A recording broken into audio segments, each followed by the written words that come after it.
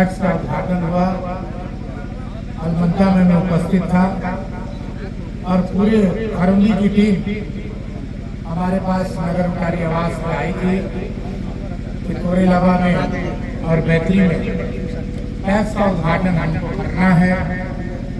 तबीयत हमारी कुछ नरम थी, इसके बावजूद भी जो सम्मान खरौंदी प्रखंड के लोगों ने हमें दिया है, निश्चित रूप से उसको इनकार नहीं करते हुए आपके बीच में यहाँ पर उपस्थित हुआ। आदरणीय भाइयों, नौजवान साथियों, सरकार के द्वारा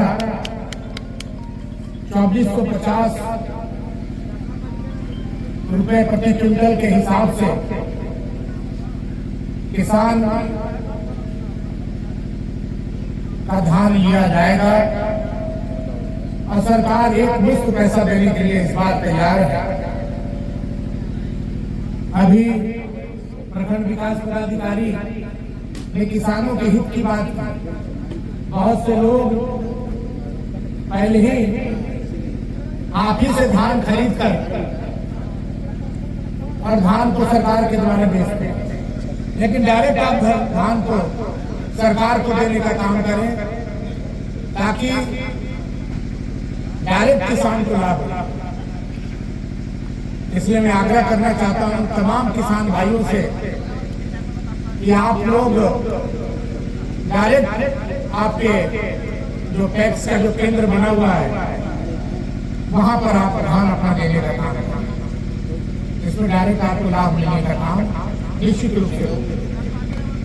और सबसे बड़ी बात है कि माननीय मुख्यमंत्री महोदय ने इस बार डायरेक्ट एक मुश्त आपको पैसा देने के लिए तैयार है।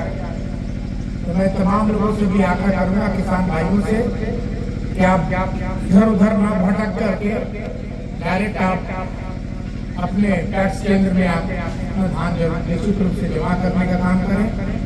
ये डायरेक्ट आपका लाभ का चीज है। सम्मानित आदरणीय भाइयों, आपको याद होगा एक हफ्ता पहले मैं जब पुल का शिलान्यास करने यहाँ पर आया था तो मैंने कुछ बातें आपके बीच में रखने का काम किया। मैंने कहा था कि विधानसभा का सत्र चालू होने वाला है और विधानसभा के सत्र में यहाँ की खास करके खरौंदी प्रखंड की बहुत दिनों से लंबित डोमनी बराज नाला की योजना का मांग बराबर हुआ करता था। मैं जब 2009 और 2014 में विधायक था तब उसका आधारशिला भी हमने रखवाने का काम किया। उसके बाद जो जनप्रतिनिधि यहाँ पर बने कोई दिलचस्पी इनकी नहीं रही, लेकिन हमने 10 करोड़ जो गमन हुआ है इस डोमनी बराज की मुआवजा, उसकी भी चर्चा में सदन में रखने का काम किया। और माननीय मुख्यमंत्री जो हमारे जल संसाधन मंत्री हैं, इरिगेशन मिनिस्टर हैं, अब्दुल हसन साहब से मैं मिल करके आश्वस्त कराने का काम किया और बहुत जल्द जो है इसमें आगे का प्रक्रिया शुरू होगा और रिवाइज एस्टीमेट बन करके काम चालू करवाने का काम करेंगे।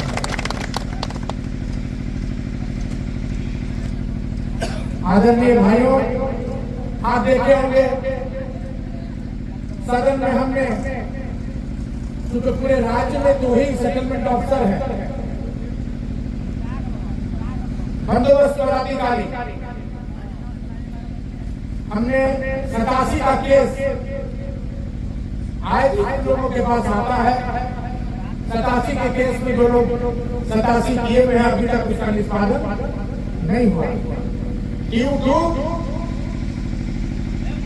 सेटलमेंट ऑफिसर बंदोबस्त पदाधिकारी के नहीं रहने से 87 केस फाइनल नहीं हो पा रहा।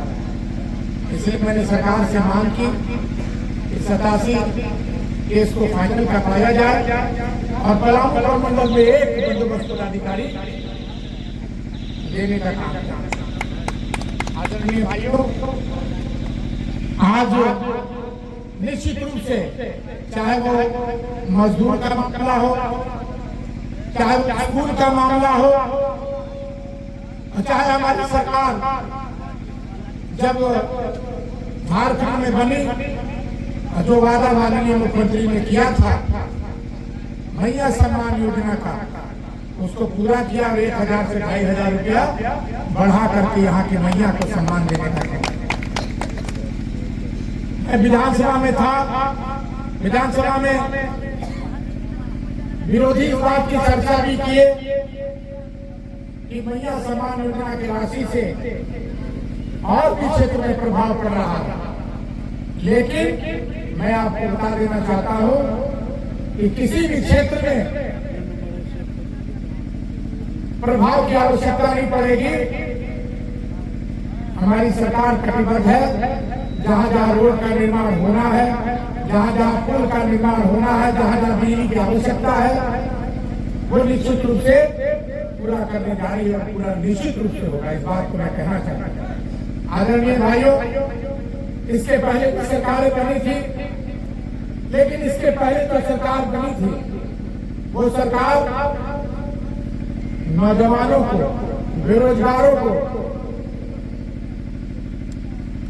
नियुक्ति पत्र नहीं देने का काम किया, लेकिन हमारी सरकार अस्थायी नीति के आधार पे, मूलवासियों के आधार पे, 1932 के कथियान के आधार पर 95-96% यहाँ के नौजवानों को व्यवस्था देने का काम किया और 10,000 नियुक्ति पत्र 25वां रजत जयंती के शुभ अवसर पर माननीय मुख्यमंत्री जी ने देने का काम किया। और 10,000 नियुक्ति पत्र सिर्फ और सिर्फ झारखंड के बेरोजगार लोगों को, झारखंड के पढ़े लिखे लोगों को नियुक्ति पत्र देने का काम। हमारी सरकार जो कहती है वो करती है।